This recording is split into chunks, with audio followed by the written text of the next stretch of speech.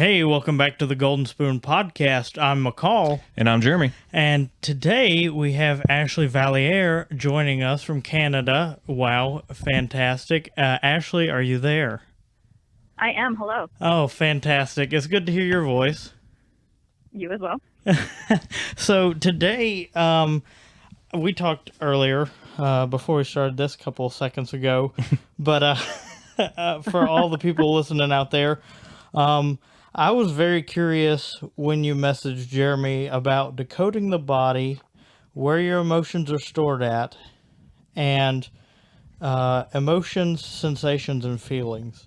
And if you want to just get started on how you came into doing things like that, your upbringing, and how that journey took you to that point. Sure, I would absolutely love to. I love this stuff. So my journey kind of started when I was growing up. I grew up in a single parent household with my dad, and he was paraplegic. And so he was in a wheelchair. So I kind of watched his body deteriorate very fast, and he ended up passing away when I was just out of my teens. And growing up with him, I realized like the body is so important and we have to take care of it. Like he had things going against him that he could have possibly put more effort into, but maybe the education wasn't there, the effort doesn't matter. But like there are things that we can do to take care of our body. But as an elder millennial, like I didn't really know what to do, and the internet wasn't really a thing quite yet. Yeah. So I just knew like, hey, I got to take care of my body. And so I ended up going to school to become a personal trainer because I was like, well, if I know how to like diet, exercise, and sleep well, like I'm taking care of my body, we should be good. And adorably, I start working with, real humans and realize that like there is so much more than that. Like that is just the tip of the iceberg. Like I would be with my clients and I would have a client that would have an emotional outburst. They would get so angry or they get so sad, like kind of like just out of nowhere. And it happened enough times that I was like, what's going on? Like this is weird. And like having clients, like getting them to flex a muscle, like an obvious muscle, like a bicep or something, right? Yeah. Right. And they couldn't do it. And I'm like, there's like a brain body disconnect here. And so that's really what kind of got me going down this road. That's interesting. I love that you're talking about this because I want to talk about with other people, but like I don't think they want to like think as far as I want to think. But I'm just like, I was like, your brain is literally operating every single thing that you're doing, like right now. Like for me to speak, for me to think of the words of what I'm going to speak, for me to move my hands when I speak, for my hands sweating. Like there's so many sensories and everything, and it's all fired off of electricity that your brain is creating that's sending it to other parts of your body. And I was like, I try to go further into it, but then like other people aren't interested. So I'm a science and math then like guy, on top of that, there's cells that are like destroying and creating themselves the entire time. Like we're basically a walking like destruction and construction all happening at once. Like it's so crazy that you can't see it, that there's so many of like the cells and atoms and everything that is going on with this. And like you said, some are dying and coming back. And the only thing we see is the skin. Right? We don't have to think about it. Like you get a paper cut, you're not sitting there thinking like, okay, heal, coagulate, do what you need to do. Like the body just does it. And it's like we have those little men in there that are bananas. Building it back together. Yeah. So I started with personal training and then I went into massage therapy, and I noticed I had a lot of similar reactions with massage clients. Maybe not so much anger, but a lot more sadness would come out. And so I just went down this rabbit hole, and like for the last 10 years, just looking for everything I could to try and make it make sense. And I think I found it with, it's a modality called Bodynamic, and it's out of Copenhagen, and it is the muscular psychotherapy of every individual muscle. And it blew my mind. I was like, this is it. Like, this is where I meant to be. Like this 10-year search is finally over. Like I'm in. So, and that's where we are today. I have a question to go back on when you were a massage therapist, was it the exact same reason, or people couldn't feel things when you massage like their arm or something, like the feeling had gone away? What do you mean? Sorry. Like why like would the, people like get why would people get sad? Why was the emotion sad? Well, I think just like the setting, right? Like if we look at personal training, it's a lot more like not personal training, but working out, it's a lot more of an aggressive atmosphere. So it makes sense that like more of like anger would kind of come out there. Whereas like massage is a lot more subdued. It's a lot more calming. And so it's a lot like the guards are almost down more. Mm-hmm. And so it would depend on kind of the muscle area, but usually over the heart space. So working on the back, kind of between the shoulder blades, and the thumb, oddly enough, like massaging the hands and the thumb would elicit the sadness. Really? Mm-hmm. I'm going to be just twiddling my thumbs all day tomorrow.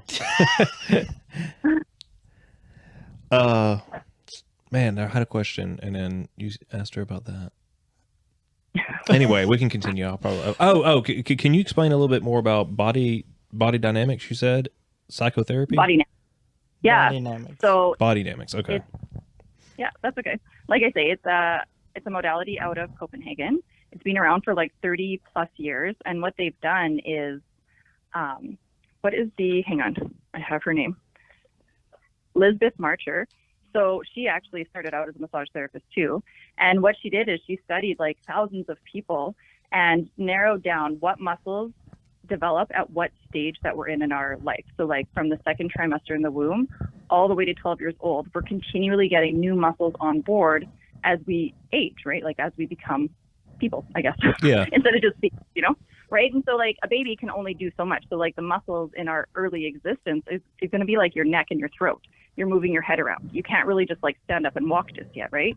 So like based on when those muscles come on board, if there's a disruption in that period of life, now disruption doesn't necessarily mean trauma. Like it can be, but it could literally be you have a sibling that's born. Do you know what I mean? But like there's been a disruption in your development Mm-hmm. and stored in the muscles. And so then we fast forward to adulthood. What does that look like? How does that present? What are the common like postures? What are the life patterns? What are common phrases that these people say? And she's narrowed it down like that specifically. Wow. Oh my goodness. I would love to see what she had to say about Jeremy and myself. It's unreal. And it's uncanny how specific it is. Like even in working with some of my clients, I'm like, they will literally say something out of my textbook. I'm like, what? Like, Wow. How? So like y'all. Yeah. And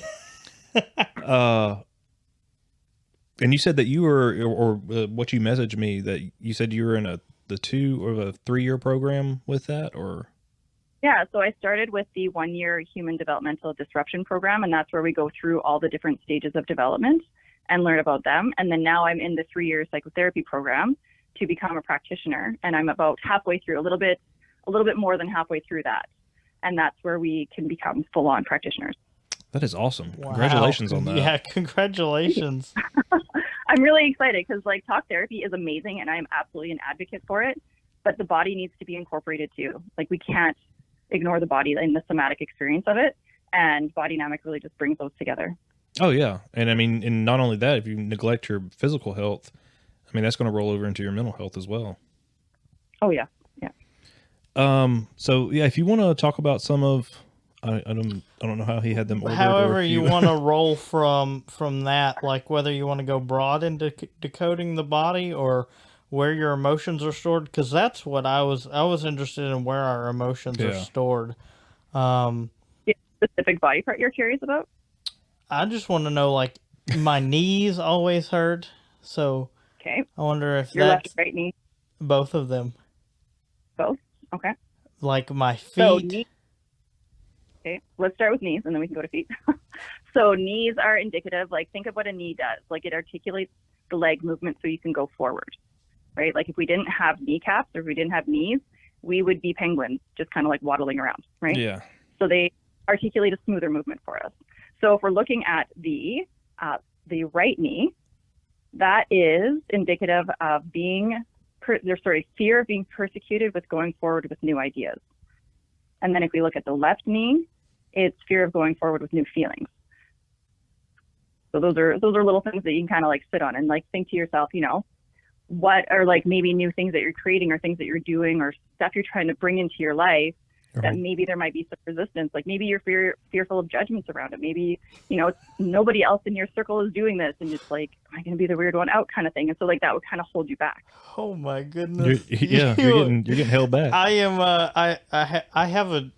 you can't see this, but I have a journal and I'm literally writing down what you say. It's probably the first time he's like been journaling during an episode. So that's amazing. I love it.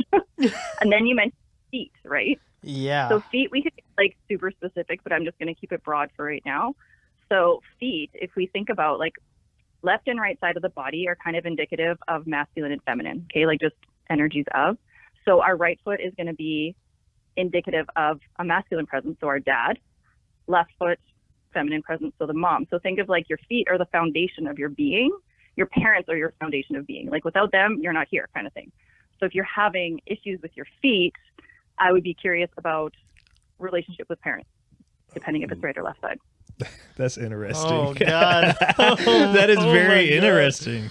And could you connect that with your knee? Sure. I'm not going to say which knee and foot that hurt You more. keep it as weird as you want. He's starting to put his dirty laundry out there. Just by naming body parts. Oh my goodness. Ashley, you have me airing it out. Okay, another really common one is, or common ones are like the shoulder, right? Like the upper trap going into the neck area, you know, like where we carry our burdens, metaphorically and literally. So that one I see all the time with clients, like, oh, my shoulder, my neck, my shoulder. And so the right shoulder is more indicative. So the right trap going up into the neck is more indicative of feelings of guilt. And then the left is shame. Dang. Oh. So these are just like common ones. Like the knees are really common, feet are common, shoulders, low back. Low back is really common. That's a lot of fear. We have a lot of fear that we hold in our back. And if you think of like what is the organs by the low back is the kidneys. And on top of the kidneys is our little adrenals, right? So if we're in a constant state of fear, stress, anxiety, those adrenals are working double time, maybe even triple, right? Yeah. So there's going to be a lot of like pressure and tension and pain in the low back. Wow. That is wild. What else is there to know about the body? I know, there's so much. And You you- could be here for hours. And you said that was for like anxiety and fear and stuff. What was for the lower body or lower back? You were saying? Well, lower back is just kind of like fear, right? Like that's Okay. fear, right? And like what brings on fear? Like anxiety is a state of uncertainty and not feeling safe, right? So whether it's a chronic anxiety or just like a one-off, like there's a fear factor happening. Money is a huge one. People feeling like they're not making enough or they need more, whatever it is. Money is a huge stress, right? Yeah. So any kind of stress that comes in, like those adrenals. Oh my God. That's crazy. Actually, I wish you could see Our faces, yeah. right now as you say this. I'm like, oh God. Because I'm normally a pretty. About happier things too, if you want. No, it's good. It's an eye-opening experience. I'm normally pretty laid back, and I just kind of ebb and flow with life. But I mean, and I try not to, because people say it's not like the secret to happiness and everything. But money, of course, everyone, especially like now, and I'm a single dad and everything or been a single dad for a little bit now. And so yeah, this is definitely, and plus having a mental illness and everything. Of course, I do have anxieties and stuff with my symptoms of a mental illness. But yeah, I always basically always have lower back pain, and I just always blamed it on being tall and stuff. But it could be just, and I've never went to the chiropractor, never went to a massage therapist, never Maybe and it yeah, and I'm the one that's like I got to be bleeding. Running a fever for more than like 3 days. I don't normally go to a doctor unless it's like really bad. I mean, I go to like psychiatrists and stuff and therapists and all that to take care of my mental health. Yeah. But I'm telling on myself, just like I was saying earlier, that if you neglect your physical health, other things are going to happen with your mental. But I just didn't think about it when you're getting so like in detailed with specific things like with money as it stresses and like lower back. I was like, man. That brings up a really good point, though, in that sometimes physical pain and what you're going through is just physical pain, and it's an issue, right? Like, it's not every single thing is emotionally connected. Oh yeah. I just want to throw that out there. Right. It's a little caveat, but a lot of times, especially something that's chronic, that has been there for a long time, it's like, okay, why hasn't this gone away yet? Like, there's no good reason, kind of thing. Also, I would recommend getting a massage. Your body could probably use a little TLC. Yeah. And it'd be curious because I have, like I said, like a constant, like a light pain, I guess. But it'd be curious if I could try to remember to do it, to document it or whatever, on like my emotions, or like maybe do like a emotion journal or whatever, and then correlate that with back pain. As you know, if I notice myself throughout the day at work and be like, man, my back's really hurting today, and I can like think back and be like, okay, what have I been going through in the last week, and I'm going to see if it, you know, correlates with anything that's been going on. Yeah, absolutely. And like those awarenesses help you link together and make other connections. So that's perfect. That is so crazy. Now, does it go into Go ahead. I was just going to say, if you want to, those, I gave like a broad description of the low back. Is there a specific area in the low back? I mean, I don't know like vertebrae, but it's pretty like it's right above, probably like one little vertebrae section above like where my underwear line is. And is it so like kind of more in the middle of the back? Oh yeah, definitely. Like, and is it on more one side or the other, or is it? No, it's pretty much like right in the middle. Like I can roll my finger back and forth on whatever that little dimple is, like in between the disc or something. Like, I mean, I could feel like exactly where the pain is. Okay. I'm just looking here. That looks like a lot of anger, actually. Oh, really? Yeah. So anger and fear. Could it be anger towards yourself? Absolutely. Wow. We can annoy ourselves so badly. Are you kidding? Yeah. I think that's kind of a caveat with awareness. Like the more aware you are, you can like see yourself in a situation. You're like, oh my God, like I'm doing it again, but it keeps happening. And it's just like, oh, you get so annoyed at yourself, right? Yeah. That's crazy. I actually just did a post about this on my Instagram. I was like, you know, sometimes I wish I was a minnow. Like I wish I just didn't know sometimes. Oh man. So oh, hang on. I was going to ask one thing. Go ahead. Fired up on this episode. Is it just like body parts that can be massaged, or is it like say you have a, I don't know, earache all the time or something, or like, I don't know. I was trying to think of something on the face that I know you get face massages too, but yeah, you can. Ears are kind of more about like, what are you not willing to listen to? Kind of makes sense. Yeah. So the thing with like the emotional side of what's in a muscle, like acknowledging it, like just having this conversation and these awarenesses can help alleviate like the pain or the whatever you're feeling in that area, because it's being acknowledged. Yeah. Right. So a lot of it is just acknowledgement, and then going for that body work. So going for a massage or going for acupuncture or whatever, that helps to kind of flush it out, because emotions are chemical reactions in the body. So we need to flush the garbage, right? And a nice massage is really good for that, because, you know, it really promotes that circulation. It gets the lymphatic system going. Our lymphatic system is basically our garbage collector, and it just gets rid of all of that. That is just like 100%. I agree totally with Jeremy. everything you're saying. I mean, I say it all the time to people that like I'm trying to explain like mental illness to or something, or they're like, well, quit being anxious, quit being sad, and just, you know, be happy or whatever. Great. And I was like, it's a chemical imbalance in my brain. And it, like when you said that, like you're, besides the psychiatrists and stuff, you're a few people that I hear actually say like it's an actual, they're chemicals that, you know, our brain are functioning with, and then sending signals down and waves and electricity and all that to, you know, like you said, to your lower back. And it totally makes sense that if you change that train of thought and target, like, okay, thinking of your lower back and why you've been stressed, and then trying to figure out the issue, and like you said, it just, your brain's going to automatically send all those signals down there. That's crazy. Well, and on that, so let's use anxiety as an example, right? Like, we don't create these things like anxiety for fun. Like, the body did it on purpose because we needed it to survive at some point. So acknowledging that too, like, hey, body, I know you're looking out for me. Like, I really appreciate it, but like, do we need this extreme level of it at this moment? Like, does it make sense in this context? Does it make sense with these nuances? Like, or are we just kind of doing this out of habit? Because that can be really eye-opening too, having those conversations with your body. Yeah.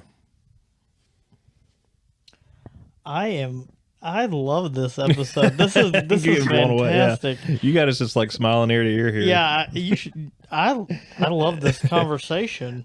What was the next thing? I mean, I know we just spent a lot of time on that. Well, I still want to know the happy parts of some happy, like, just to hit them off quick. Like, what are happy places, or where are the emotions are stored that are happy?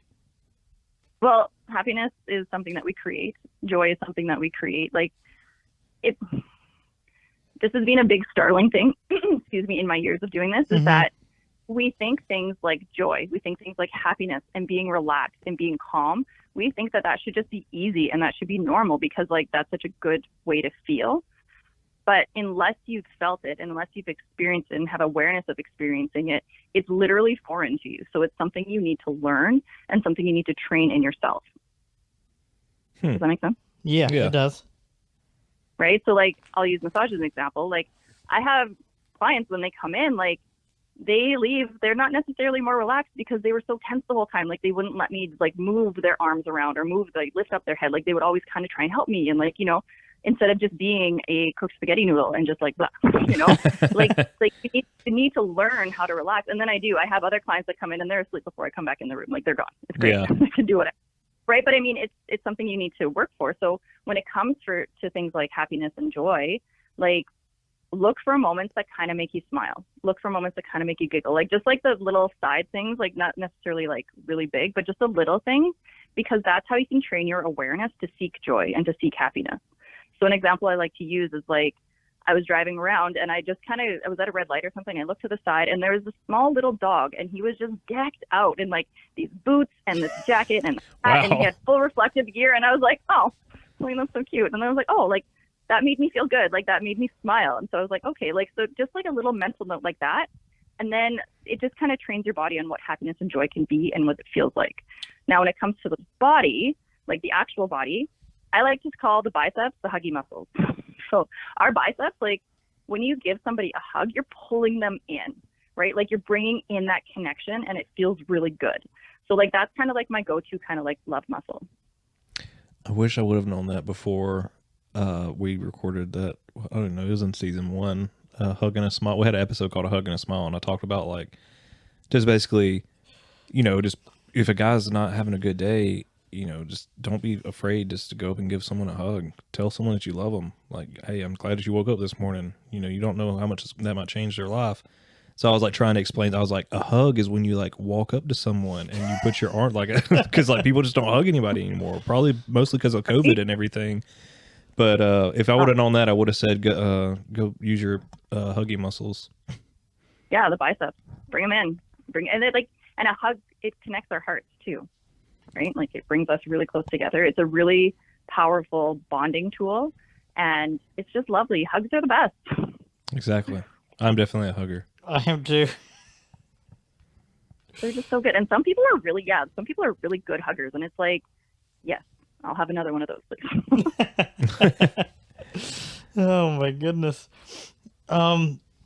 Are there any other places besides like the biceps that you would say bring joy or happiness inside your body, like where you can pinpoint from what you do that's like, I know where your joy and happiness come from? I don't know that there's like specific muscles per se. Like our pecs are very indicative of nurturing, right? Like if we think of moms, they breastfeed, right? So like it's a very nurturing thing. So like our pecs are a very nurturing muscle. Already mentioned the biceps. What are other ones? Like our lats are big support muscles. Yeah. Like that's kind of feeling supported. So something that you can do for somebody, let's say they are kind of having a day, is sitting down on a chair and have them stand in front of you. And then you put your hands, you know, like where the hip bone is, like at the, yeah. So you put your heel of your hand there and fingers kind of towards the ribs. Do that on both sides and just gently press in or have the person lean back a little bit and then take a really deep breath. And that breath feels so, can I swear? Yeah, we're fine with that. It feels so fucking good. Like it's just a huge breath. And then when you exhale, you really feel the hands behind you. And it's like that feeling of support. It can actually be overwhelming at first because it's like a lot of people have never felt that. Yeah. But it feels so, so good. That's crazy. I know, right? I'm just, my mind is just. And does some of this or any of this correlate to how you can read like sometimes like body language and like, you know, or like how someone's, you know, says they're reading body language, or they can see how that person's doing just by, you know, their posture or how they're presenting themselves? Oh yeah, I think we can read a lot into body language. Like a lot of times we mistaken people that walk really tall and proud looking are really confident and like, you know, maybe even intimidating. But you'd be surprised at how many people are standing like or walking around or moving like that because they're scared shitless. And they're putting on, right? So it's like, don't always like they could be very confident people, which is great, but there's usually almost like a swagger with that, if that makes sense. Like not necessarily sassy, but like there's some flow. When somebody who's really owning their confidence, like there's some flow in that posture as well. Yeah. If somebody's really rigid in it, it's like, like there might be a lot of insecurities there, or not a lot. There might be insecurities. You don't have to say a lot. Head down and looking down, like, you know, like that. You don't want to be seen. You're trying not to take up space. You're trying to like not be a burden or be, you know, like somebody's trying to stay really walk. Well, stand tall. I do. I need to stand tall. Me, I can't and really. It's also kind of a heart protector when we kind of like put our head down and kind of like almost on our shoulders. We're almost interesting. Yeah. I don't think I can hide my size from anybody. I can't like crunch down any more than I am. I'm just like, all right, we're here. Yeah. Take your space. Everybody should take their space.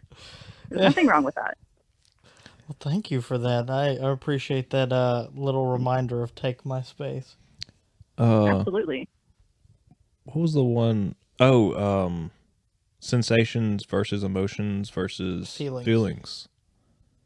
Explain. Okay. So, no, go ahead. Explain like how you decipher and what you do with your job and how that plays in. Because I'm curious about that as well.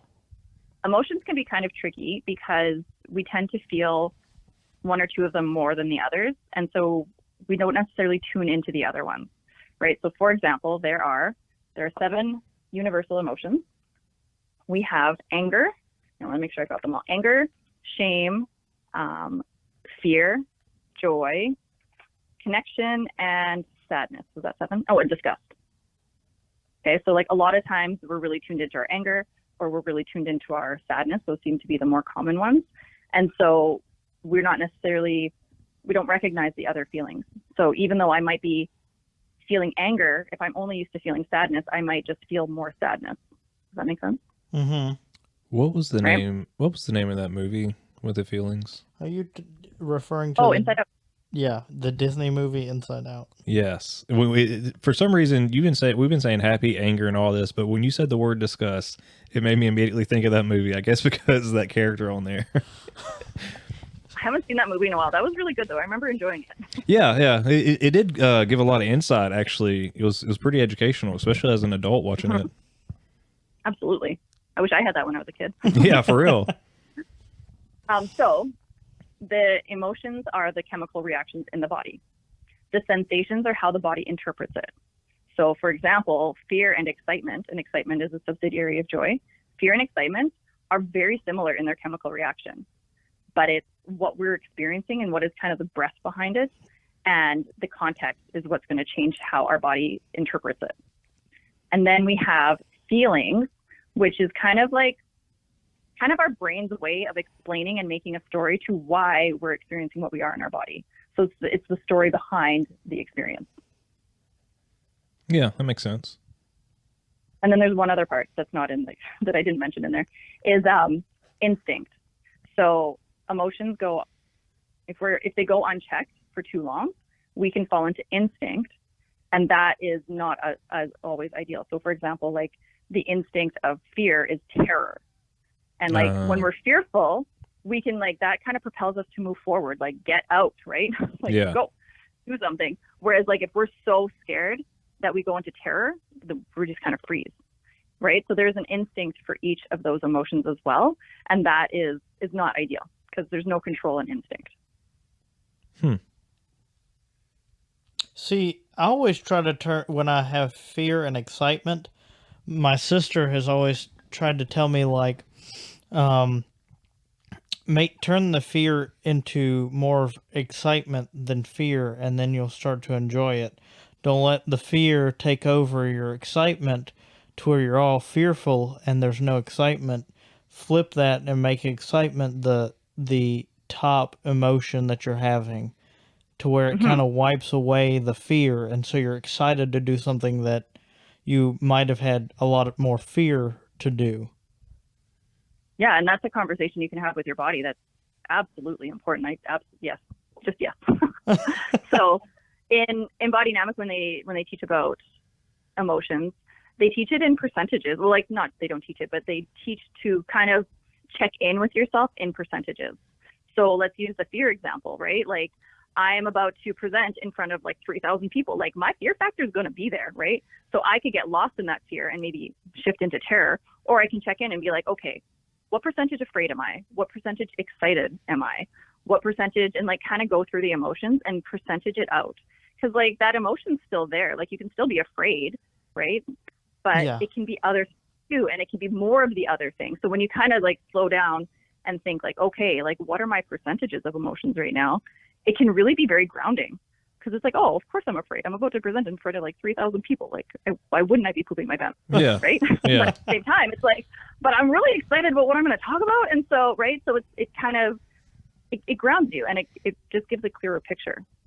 So does that tie into your emotional intelligence?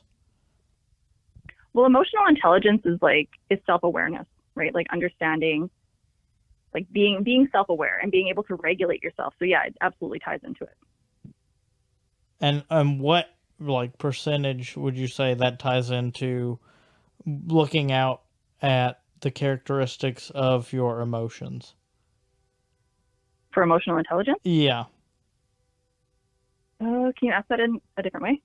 I just want to make sure I'm understanding it properly. So with emotional intelligence, how much of that does it play into choosing what emotion that you have? Is it just your awareness, or is it like you being able to pick your emotion? Well, emotional intelligence is the awareness to even have a choice. Yeah. Because if you're not aware, then you're just in your reaction, and you're just going to keep doing what you've always done, which is fine, right? That's fine, because there's no awareness there yet. But once there's awareness there, like that's when you do get to have choice. Makes sense. Yeah, it does. It does a lot. Oh my goodness, I have. This has been very fun. Was there one more you wanted to? I mean, ego as well. How your ego plays into all of this. Oh man, the ego is amazing. So we learn again, this is from Bodynamic, there are 5 ego aspects, and then there are, oh my God, how many? I think 11 ego functions. So there's a lot to go with ego. So I'm just going to stick with aspects for right now. So if we draw a circle, and then like a circle outside of that, and then one outside of that, and one outside of that, and then one more, that very middle circle, that is your instinct ego. So that is your straight up survival. That's your reptilian brain. That's you put your hand on a hot stove and you've recoiled before you even realize what's happened, right? Like that is your ego, your instinctive ego reflex. The next bubble out is your body ego. So having body awarenesses of your senses. So sight, sound, taste, smell, touch, all of that. And like the body ego actually is one that gets missed a lot. And that's where we have a lot of people, like our people pleasers, right? Like always looking out for everybody else, but not knowing what they need for themselves because they're not in tune with their own body's rhythm. And then outside of that, man, that was deep. We have our, that one is deep, and that, yeah, like that is. That one hit pretty personal. I know, it was like, ooh. A few years. I like that bubble though.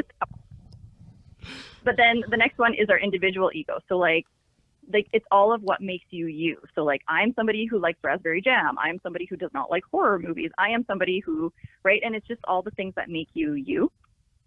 And then the next one outside of that is your role ego. So I am somebody who is a massage therapist. I am somebody who is in school for muscular psychology. I am, right? Like it's all of like the roles that you play. But what happens a lot is that ego, so the role ego, becomes an identity. And so then when that role is taken away, we lose a piece of ourselves because we don't know who we are without it. So a good example of that would be moms that their kids in school full time, or the kids have moved out or whatever it is, right? But like they've been mothering for so long that it's like, well, who am I if I'm not a mom? You know what I mean? Wow.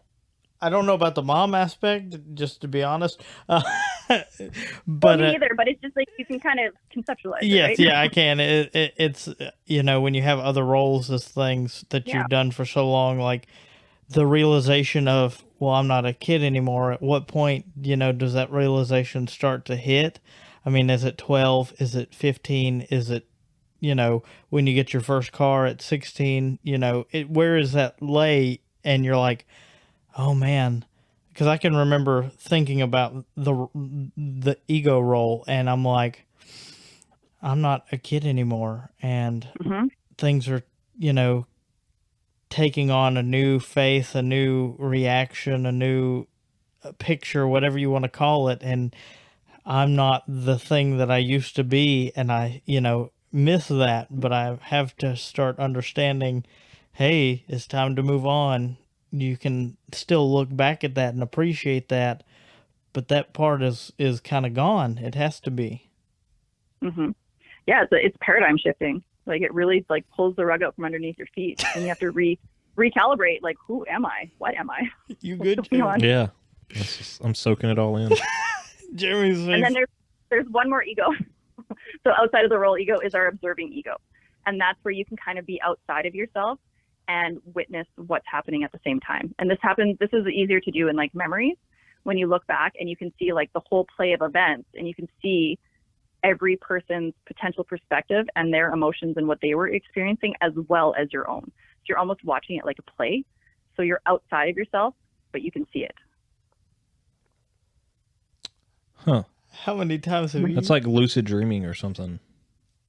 I know. But in reverse. It's kind of like it's like active watching of being observant of everything and yourself, like just of a memory, fully sucking yourself out of that situation and being able to watch from above almost.